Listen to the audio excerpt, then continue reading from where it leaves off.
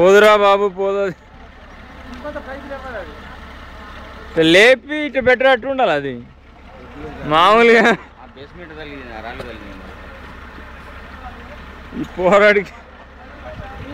పోరాడు కూడా చక్కగా లేడు డ్రైవర్గా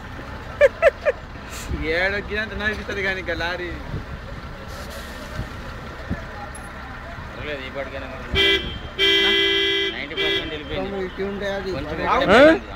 బాగుండేనా బాగుండే మొత్తం